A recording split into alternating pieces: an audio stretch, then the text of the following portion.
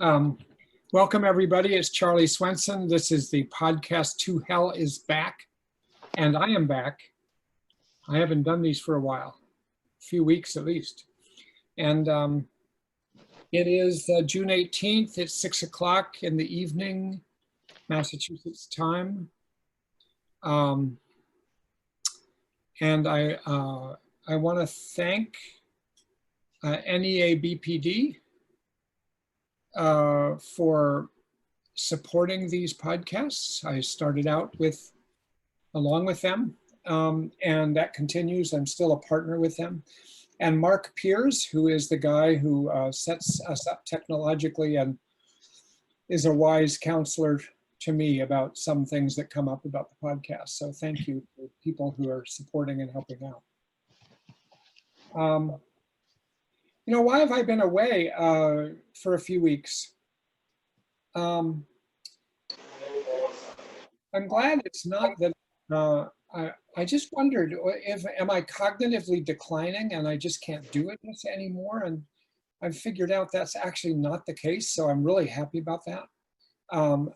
But it's a combination of factors, and maybe some of them have affected you.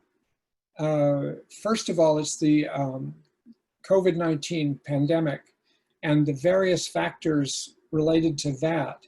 I find that working in my house where I am now, actually I usually do the podcast here anyway, but usually I go to my office for work, but now I'm working almost entirely in my house for these months.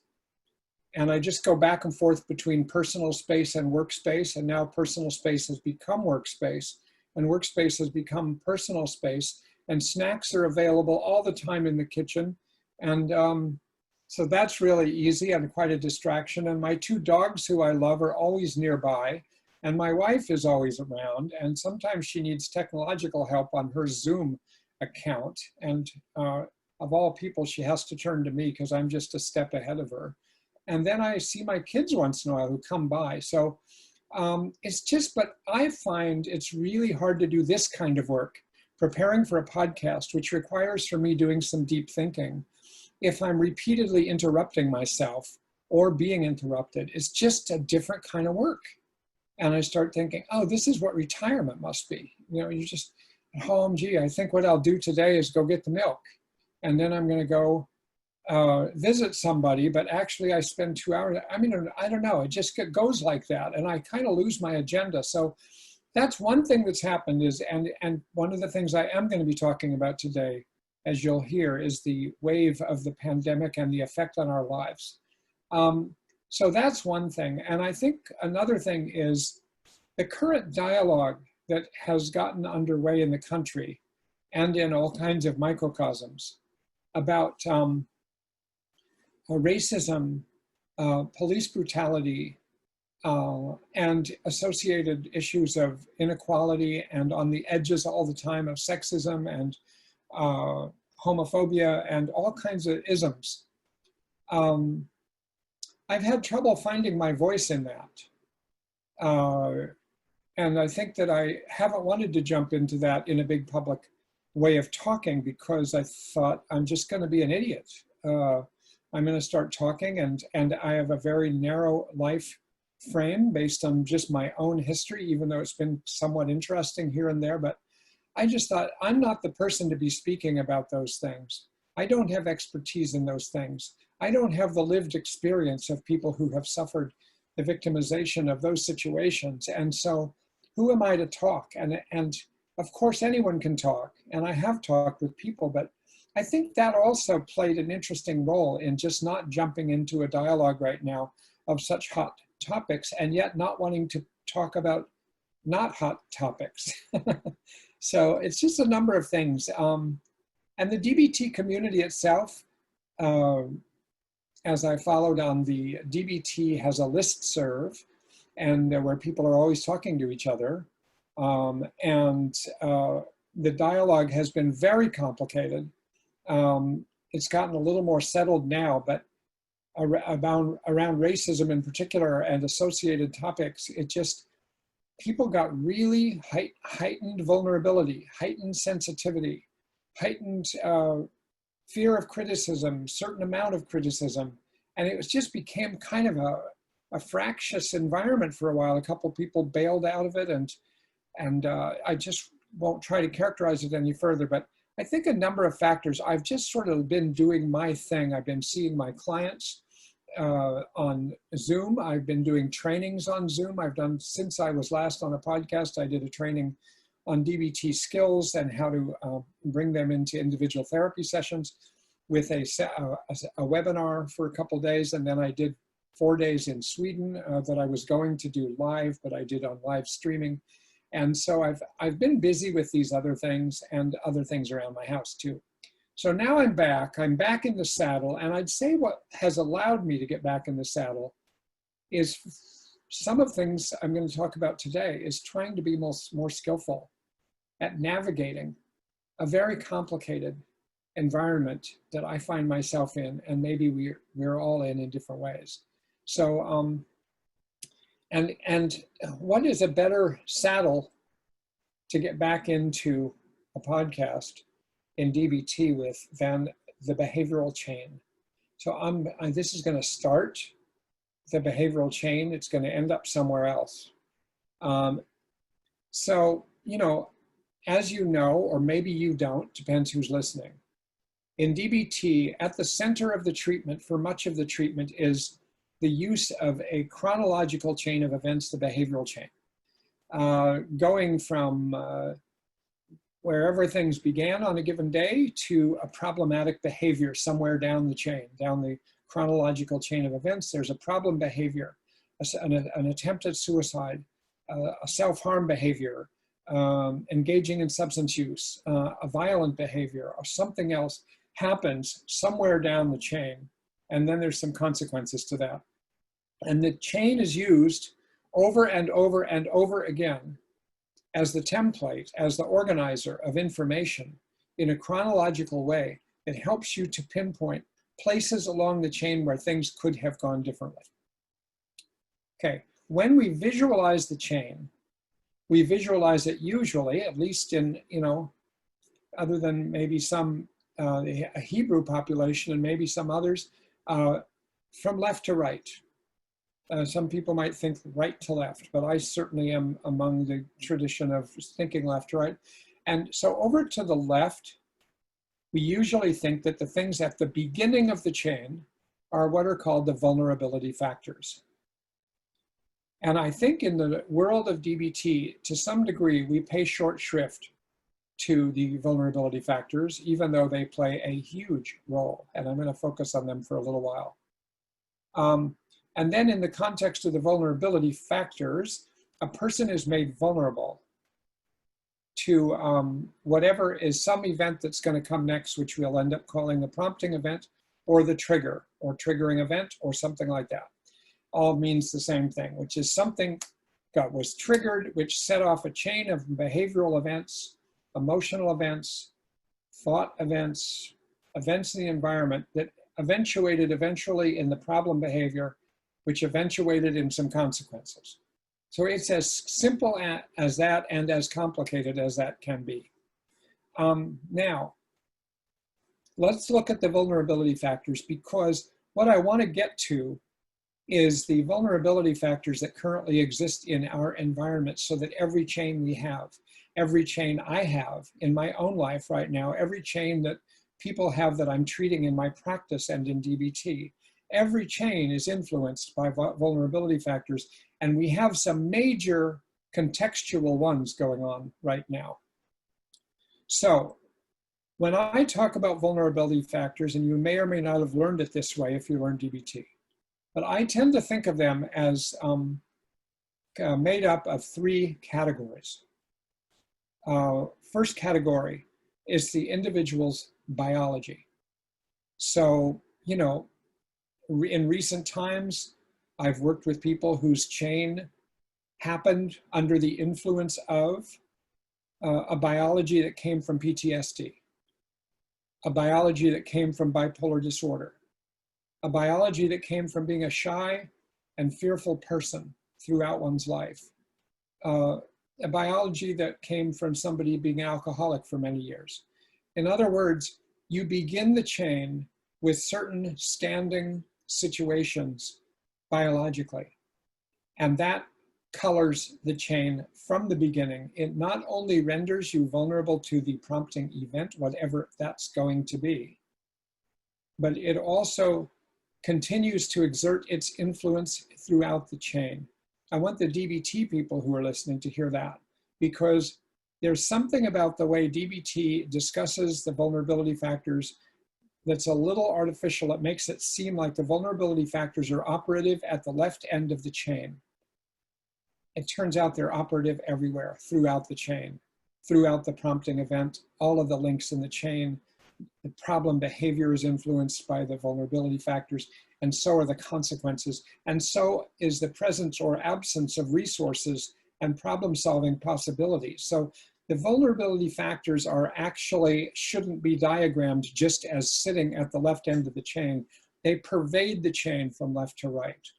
And so one of them is one's biology and all those things. What state of sleep somebody has recently had, maybe insomnia makes the difference. What nutritional status someone has.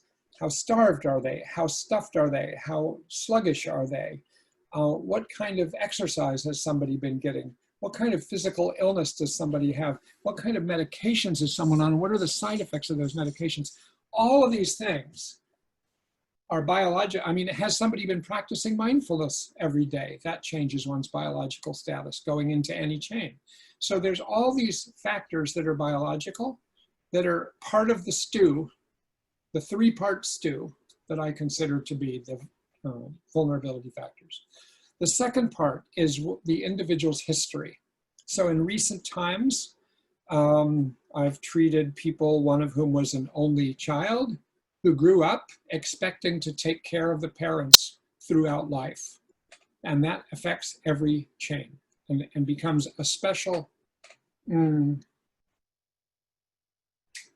fertile soil for certain kinds of triggers, prompting events. Not too long ago, I've treated somebody who was bullied throughout early childhood in school and also had some alcoholic family members at home, and some negative events happened. And this is somebody who, among other things in their chain, pretty routinely experiences themselves as doing something wrong and being anxious about doing things wrong. And these may seem distantly connected at first, but the more we work together, the more like, oh, we're talking about something that started at the beginning and it's continuing to go on. So the vulnerability factors, which come from our histories, play a role in the chain. Has this person suffered from an overdose of traumatic losses, of physical traumas, of verbal traumas, of sexual traumas? Has the person suffered from a chronically invalidating environment? That colors every chain. Has life left this person sensitized to separation and loss, and to criticism, to mistakes, to rejection? These are all things where the pattern is set in the earlier environment. And then when you come into a given chain, it's there. It's part of the working model. A man I once saw decades ago, in my pre-DBT life, was somebody who we would be talking, and every once in a while we're talking, his arm would rise up, just like this if you're watching. If you aren't watching, I'm just raising my left arm up in front of my face. And so his arm would go up while he's talking, and I would just, okay, it didn't interfere us from having a conversation. So we would just talk. And then at a certain point I started saying, are you aware that your arm goes up while we're talking? And he says, not really. And then he started to notice that it would. But it wouldn't, 3 sessions would go by, it wouldn't happen, and then it would happen while he was talking. And it would go up and then it would go down. And then we started talking about it, and you know, this little thing that would happen, which seemed like a little thing because it didn't interfere with our relationship really, it was just an odd occurrence physically. It turns out that when he was a child, once we started focusing on that, he used to be hit in the face by his father. And then we started to realize that some of the times his arm went up was when I was saying something that somehow triggered a recognition of, uh-oh. It's sort of like I better put my arm up and protect my face.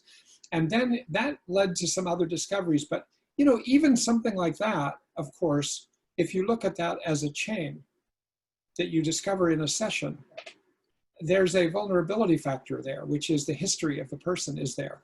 Obviously, psychodynamic psychotherapists spend a lot of time on this aspect of the vulnerability factors.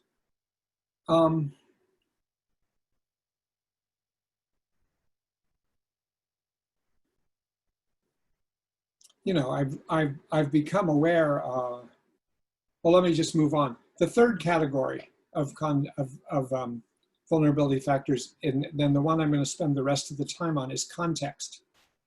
Is that the context in which you are, and the history of the context in which you've been, but let's say the context you're in now at the beginning of a chain, is another potential vulnerability factor. Some contexts render everybody more vulnerable. Like I would argue that right now, the context that arises from this pandemic situation and all of the lockdowns and restrictions and the confusion about it and presents itself to different people, but probably most people, as a vulnerability factor, making people more anxious or more uncertain or more critical or sensitive, more irritable, more doubtful, more pessimistic, whatever one's problems were before. Now that you've got this additional contextual variable, you've got a certain kind of vulnerability that feeds into every chain that's going on right now.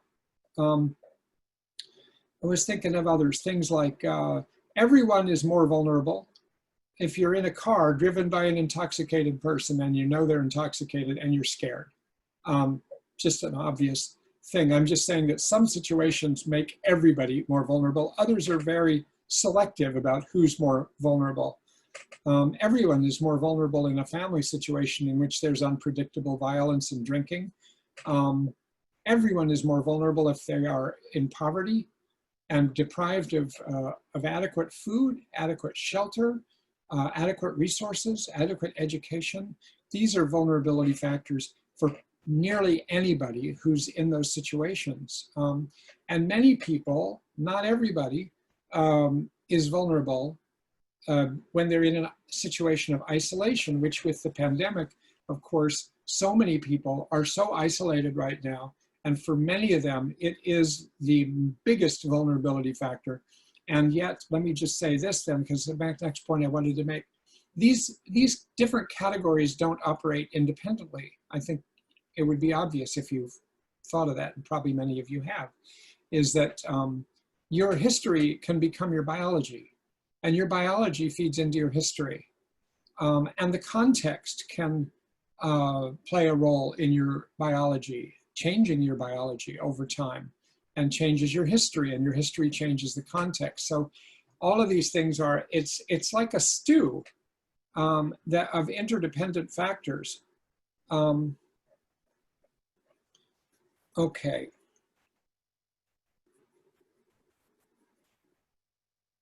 You know, I was just musing about today when I heard that the Supreme Court made a decision that the DACA recipients in this country, the people who are the DACA, the kids that came here from other countries, I think a surprising outcome was that the decision that it would be against the law now to be trying, or the law as it exists now, to be kicking those kids out. And I was thinking, how many people's chains just changed? If you think of it that way, the vulnerability factors of all of those recipients and everybody who's close to them. So there's hundreds of thousands of them. So maybe millions of people just had their vulnerability factors changed, or in a few minutes with that announcement today. And earlier this week, the announcement about the banning discrimination in the workplace for people with LGBTQ populations was absolutely overnight changed the vulnerability factors. And a lot of what we're trying to do in political situations and social activism is to change vulnerability factors. This was what allowed me to put my DBT head back together in the middle of all of this craziness, is that I realized that DBT is not a model for addressing politics. And it's not a model for addressing racism per se, though it has a lot in it that can be helpful. And it's not a model for social change. It never was intended to be that, though one could adapt it that way. What's it a model for? It's a model for helping individuals cope with emotion dysregulation in the face of stressful circumstances, and that leads on to problematic behaviors. That is it. That's it in a nutshell. And so where does the whole discussion of racism, of police brutality, of the pandemic, and other factors like that, where do they fit in? What does DBT have to do with these things? And I realized this is where I sort of got clearer. These are vulnerability factors. These contribute to vulnerability factors that affect every chain in America. And so they're very important, but it's important not to get out ahead of ourselves and think that DBT is the correct approach for things that actually have been worked on by people who are sociologists and historians and politicians and activists and change agents who have their own models and their own theories. So that I just sort of bringing, this is where, to me, DBT fits with these things, is that these are vulnerability factors and they change huge things. So, you know, you realize with the battles going on about the police culture in America, that changes that are made in the next few weeks and months based on what has happened could change, may or may not, be hopeful or not hopeful, could change things dramatically in terms of the vulnerability factors for policemen, or for police officers, as well as for people who are, you know, come under the work of the police during a given shift, and the whole society that depends on the police. It's really a radical reshifting is going on that could change a lot of the vulnerability factors. So this now brings me to today's podcast topic. Like, this was a 22-minute wind-up. And I guess that means it's going to be a 38-minute pitch. And it's going to go on next week because I know I'm not going to be able to cover what I'd like to get to. Because what I'd like to get to is that I want to lay out what I think is try to dissect out for me, from the vulnerability factor point of view, what it is that's going into everybody's chains or the context in different ways. But what are these factors? And then how do we come to grips with those?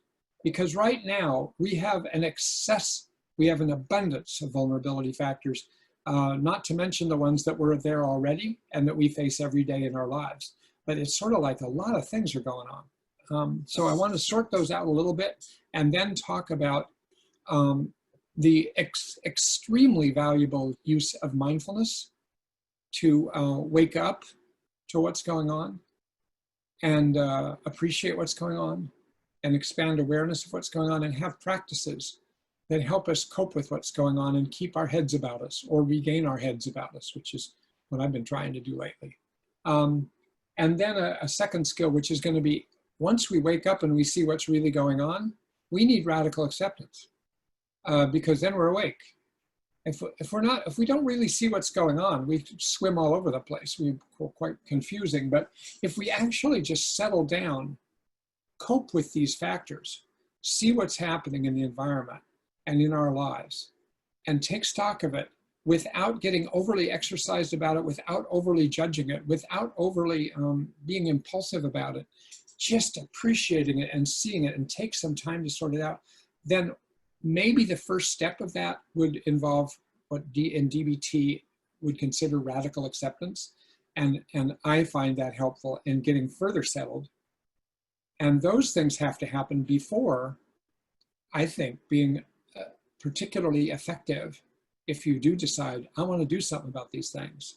If you want to do something about these things, but you don't wake up to reality, or you don't have your head about you, or you lose control of your mind every time you get into it because you're so mad about it, or you're so hurt about it, or you're so exercised about it, that you really turn out to be doing a lot of flailing and not changing as much as maybe you'd like to do. So waking up with mindfulness and then using radical acceptance to really appreciate and accept and acknowledge, oh, this is what's going on. I want to talk about that.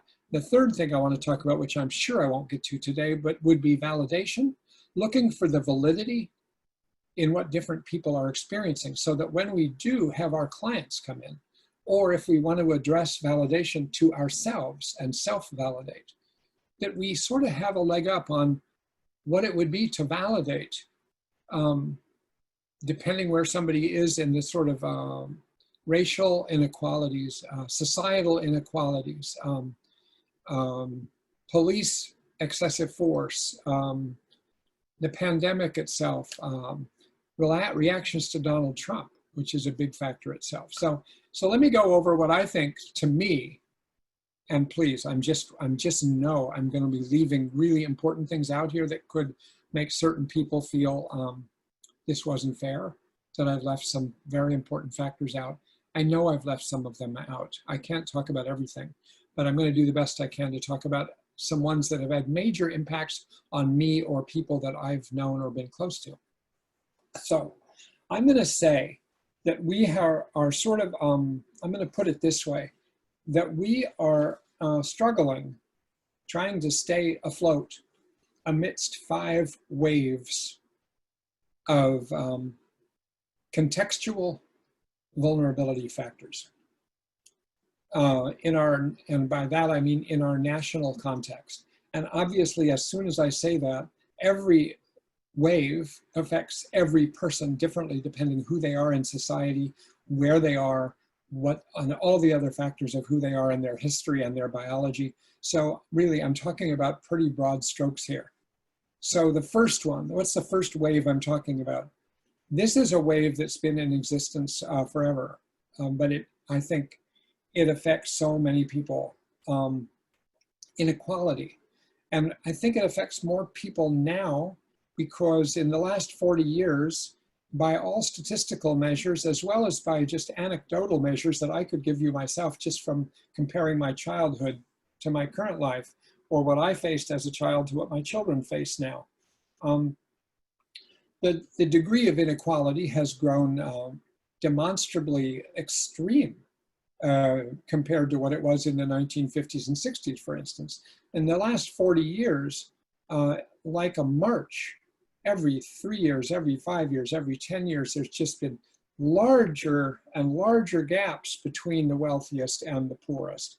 And just to the point where it's obscene, it's absurd, it's terrible, it's immoral, strikes me as, is that the gap is terrible. There are people who have $100 billion and there's people who can't eat, and in the same ballpark here. So and there are a million examples of that. So obviously this first wave of inequality has been a stable but fluctuating factor throughout our history. And it's gotten really bad sometimes, it's gotten better at other times. And I certainly wouldn't claim to be the person who thinks that it could be completely eliminated. There probably would always be some inequality, but it's a huge problem right now, right? So there's that.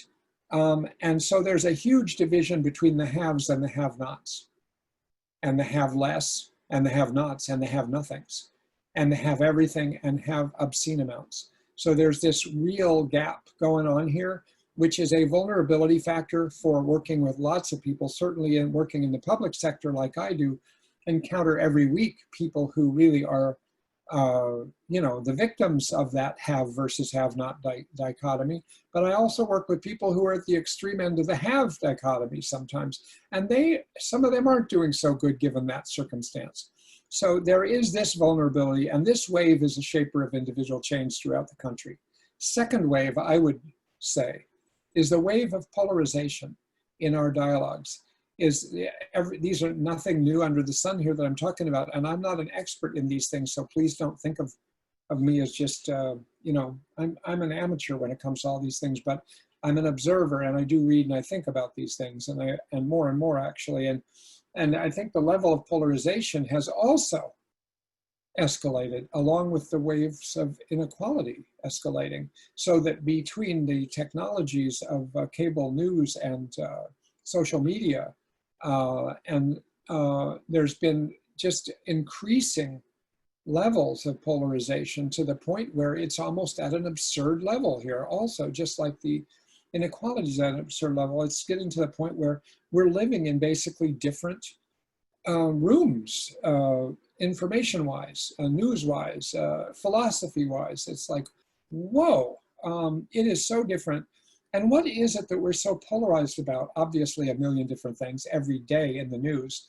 There'll be, I mean, even in these last two Supreme Court decisions, the polarization within the Supreme Court, which is fine that it's there because it's, you know, the world is filled with opposites and polarization. We assume as dialecticians, dialectical philosophers within the DBT world, that actually that's a characteristic of reality, is that there's always polar opposites going on. But how they're handled and whether they're held together and whether they're validated on both sides is a big difference in different situations. So that, but it seems to me when I thought about it for this podcast, what is it that people are so polarized about? One of those central things that affects the other waves I'm talking about is there are those who are seem to be the champions of helping out the have-nots. And then there are the champions of the haves, whether they would call themselves that or not. There are people who push hard and fight hard and argue hard for decisions that essentially increase the level of inequality and that increase the burdens on the backs of people for whom there is less and less of a safety net.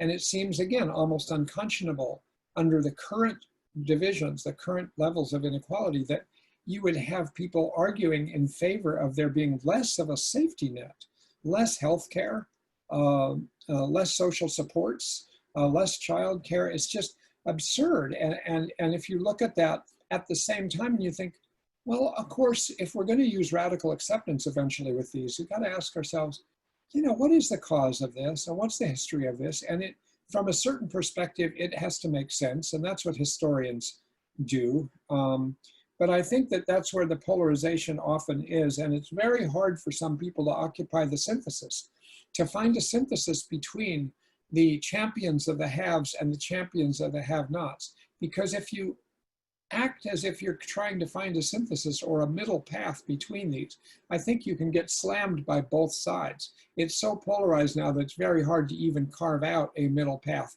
without seeming like you have just violated one or both sides. So we're in a, I think, a very vulnerable place with respect to polarization, and it affects things in my own my family of origin.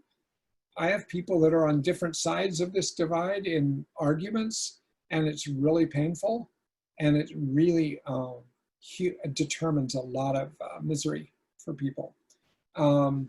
Next wave, the third wave, racism, and that would include or would morph also into anti-immigrant, especially immigrants of color. But the racist history from the beginning, from 400 years ago in our country, has just, it's modified, it's changed, it's gotten better in many ways, and it's never stopped. And it has led to suffering that only a few people are now just starting to see, I think, the degree to which life is so different if you're a person of color.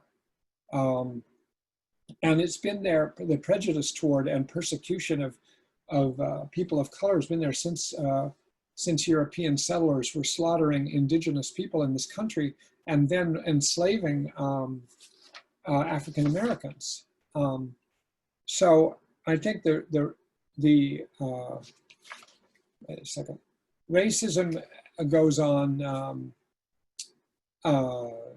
as we know now, and I think that it's been a flare-up, not of racism itself, but there's a flare-up of awareness of racism and a flare-up of the videotaped, again, technology plays a role, of people seeing, oh my God, oh, this shouldn't be happening, this shouldn't be happening. Of course, it never should have been happening. And of course, if you were in a Black community, and you would know that, and you would know what's been happening, and you would know the difference it is for somebody who is of color to walk down the street at night, just the way the difference is for a woman compared to me as a white male walking through the streets at night in a town or even a city.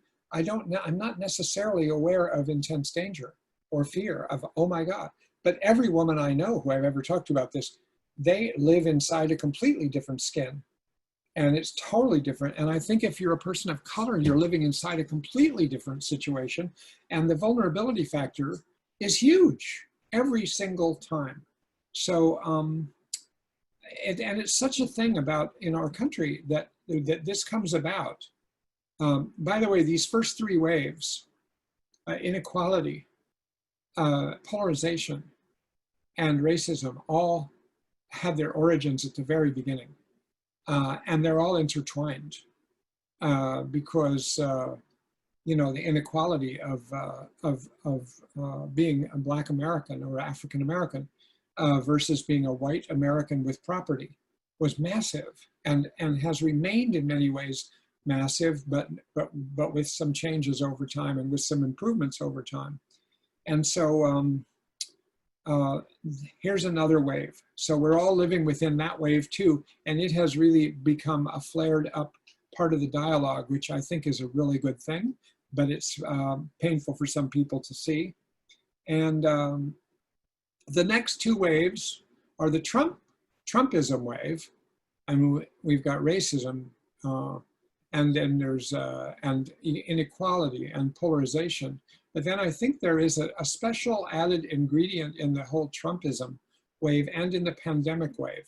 So these two things, which are both more recent add-ons, kind of folded into this national stew of vulnerability factors in the context of our country. Now you have to add in these two. So I think that, you know, and with Trump, it isn't just Trump, of course, as everybody knows and everybody talks about on television, reads or writes about. You know, it's really Trump and the people who have supported Trump and made, as many people will put it, a deal with the devil. The people that really had to hold their nose around Trump's personal style, his impulsivity, his narcissistic features, his lying, his treatment of women, all of these things that would normally have disqualified somebody. At least you would think, though not necessarily over our history. I mean, there were factors that were stronger than those that have led him to have 40 million followers that have stuck by him, and a Republican Senate that has stuck by him, even while holding their nose for many of them, and yet are, you know, they're part of the picture. So I think that the alignment with Trump and the add-on to our national context of vulnerability factors is the way in which his behaviors, his decisions, his way of operating keeps stoking the waves of inequality and polarization and racism. I mean, to start your political career by claiming that the first Black president in American history wasn't American, and pushing that and pushing that and pushing that, and that brought out who his supporters were. And then your first decisions as a president being to slam people coming across the border from Mexico, and people of dark skin, and people of Mexican heritage, and people from certain countries that are basically people of color. It's like, yes, this man aligned himself with white supremacy and racism, and it brought people out supporting that. And at the same time, he aligned himself with the haves, even though he claimed to be aligning himself with have-nots. And he aligns himself with polarization every single day. So he really, I don't know if it's fair to say he stirred the pot or he just put a burner under it and it became a hotter stew, but I think that 3.5 years of this and all of those factors have heated up in such a way as maybe to render some of them to better solutions, or not. So polarization's gone beyond imagination. The extent of inequality has come to almost a breaking point.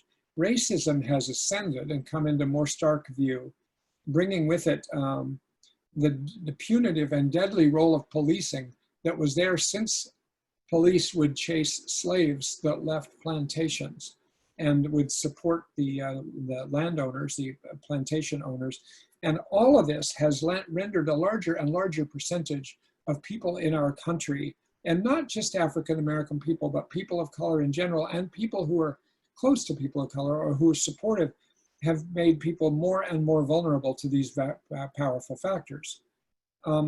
It's possible that the Republican Senate and other such people could never have imagined the degree to which Trump would bring narcissistic features that they didn't understand, I think, or maybe they did, into the presidency, and the dishonesty and the antisocial features, but they've stuck with him even so, until it's apparently cracking a little bit. And then there's this last wave, the COVID pandemic. Obviously, the whole country is now more vulnerable. And it's sort of, if these other things weren't going on, this would be this would be the big shared vulnerable factor in the environment would be this pandemic, the lockdowns, the restrictions, and the fear about that, and the disinformation about that, and the battle between science and non-science about that, and so even that, people being more isolated, people having, I mean, I'm sure many of you, if you're therapists and mental health professionals, or if you're not, you probably are well aware, if not in the situation yourself, that certain life trajectories have just been cut to the quick overnight. I know many who haven't gotten sick with the virus, but who have lost their trajectory of their lives, lost a love of their life, lost a plan of their life that was going to change everything, lost their money, lost their jobs. And so it's the pandemic, even take away the way it's been managed by our government. Just even the most effective lockdown done in a unified way, oh God, I mean, still, all of these things would have happened, and have happened in some other countries, some less than others. But when you mix together the pandemic and put it in as a factor on top of Trumpism, and the mismanagement that comes from his style and his beliefs and his self-centeredness and lack of empathy, it's just like, oh my God, now you've got a dual terrible mix. And then you add that to racism and inequality with racism, so that racism has also resulted in African-American people being more likely to be the have-nots. And the have-nots are getting sicker. And they're having more trouble because they're actually the ones out in society doing things. They're working, or they don't have quarters to be in that are as safe, or they have lifestyles that bring them just much more. They depend on each other in families and churches and communities. And so all kinds of things, but including the inequality of it. This came out in news today, was a study about this, and one will come out after another, but it's the inequality. People at the low end of the spectrum, that have-nots, are the ones, other than the elderly in nursing homes, that are most victimized by this pandemic. So all of these vulnerability factors, all of these waves are converging for certain people, and affecting in different ways all of us. So it's very dark times for many people and huge numbers of people. And if you follow the news, you suffer every day. If you choose not to follow the news, you just don't know as much what's going on. But then when you find out, you say, oh my God. I mean, because decisions being made as we speak are still look crazy. Like, what happened? What happened? And some of it is certainly, a lot of it is the leadership of the country. So now I want to talk about using some central DBT principles. And there's these three big ones I mentioned at the beginning. I do think, and this is partly based on just my own personal experience, so I can draw from my experience, even if I can't draw from my experience to speak about every one of these waves equally. The first one is as Thich Nhat Hanh described it in his brilliant little book early in his career, The Miracle of Mindfulness. It is a miracle, and it can transform you into somebody who is in the stew of all of these factors, in the muck of the daily news, in the confusion of our country, in the current dialogue about what we should be doing, about lots of factors, and how it affects everybody and who we should be helping and stuff. I mean, all of these things that are just an overload of cognitive density and just a heartfelt compassion density. There's just so much going on that it's easy to lose our minds. So when I say mindlessness and using mindfulness amidst mindlessness, by mindlessness, I don't mean people being dumb. I mean people really being in environmental circumstances in which whatever capacity they have is to stay clear, to stay organized, to stay structured, to stay on track, to stay compassionate to other people, as well as to themselves. All of this is impaired right now significantly. And so, you know, there's not for every single person or for everyone in the same way, but everybody has to some degree or other, at least for part of this time, and this includes me, lost their minds. Can't tell you how many emails it seems like I've lost during this period. I'm not sure I've gotten any more than usual, but the new circumstances and the level of distraction has been hard to keep up on everything. And it's a daily challenge. So with people having lost their minds, I mean those things. I mean people who feel overtaken by life right now, overtaken by isolation, people who wake up on the wrong side of the bed every day and feel out of sync with life, which I'm hearing some, and my guess is it's really rampant, that people feel that so much is swirling around, there's so much confusion. Every conversation I have with friends includes discussion about these kind of things, and people having gotten, even in the same day, different information about what is going on in the world and what to be doing in the world. And some of it very important. And so, you know, people don't know, should we be wearing a mask or not wearing a mask? Should we be socially distancing? And what really does that mean? And should we be doing that if we're walking on a bike path or in the woods and you come across other people? Should we be going to restaurants and sitting outside because now that it's possible, or is that a bad idea? Are the numbers supposedly going back up in our country right now, or staying up because of testing, increased testing, or is it because actually there are more people who are getting the virus and we're sick? And it turns out that's a very important question, and it keeps being answered in different ways every single day. So it's really, really challenging. I think people are losing motivation. I think people have lower mental energy. It's harder to get oneself to do exercise, to get oneself to do one's work, or to stay focused on it. You know, doing Zoom therapy all day, or Zoom training, or Zoom meetings. It's good that we have Zoom in this respect, that can keep doing some things like this and keep making some contributions. But oh my God, I don't know about you, and I know it's different for different people, but Zoom can be so tiring, and it's just it's one increment less human than being able to be together and just in a natural way. So it's a very hard thing to adjust to. I find people in my own family are more irritated, more quick to be upset about things.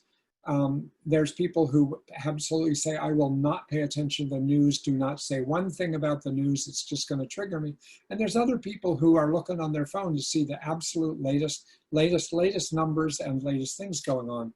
So it's, and things I said at the beginning of the podcast today about the merger between home life and work life and everything is the level of distractibility that's going on, the sense of claustrophobia at being at home.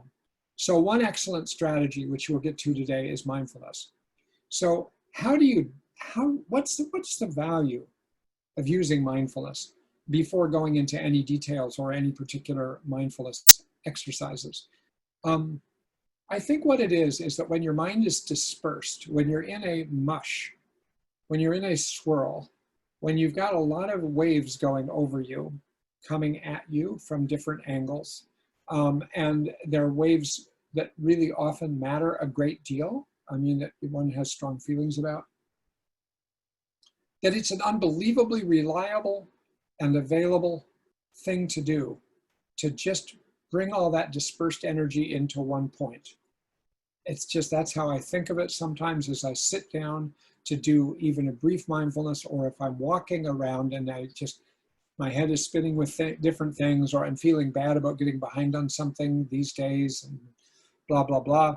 And then I'll just, stop if I'm on a walk, and I will deliberately just stop and look at a tree, or look at a flower bursting through a sidewalk.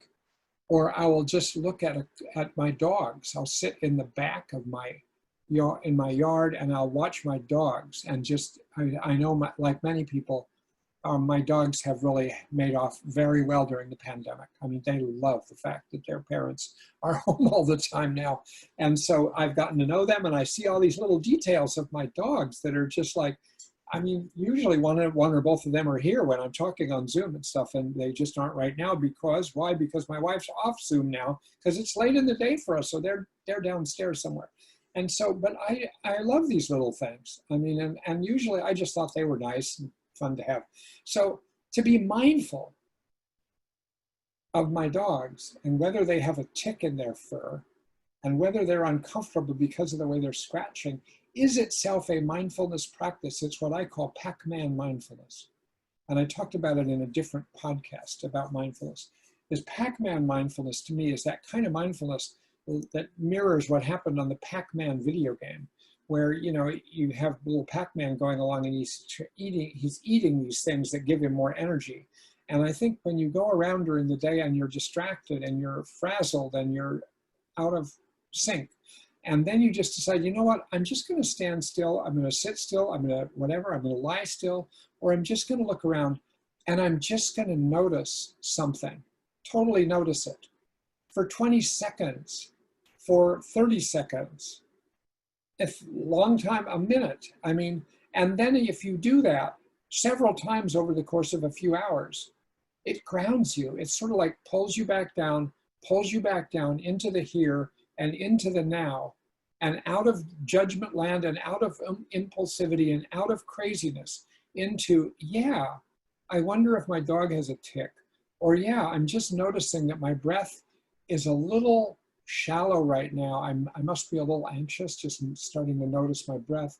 And then you can do practices that are deliberate that many of you know, and I'm not going to contribute any amazing new pandemic antidote mindfulness, because I think it's basically this value. One type of value is just consolidating your mind, which goes like this all the time, gets dispersed and gets pulled in different directions and different emotions, etc. And it's just like, okay, now my mind is focused on the breath. Now it's focused on how my body feels in the chair. Now it's focused on looking out the window and seeing what's happening and just being aware of it. And every time we do those things, we are cultivating a very valuable addition to our mental anatomy, you might say. I've never thought of it exactly that way.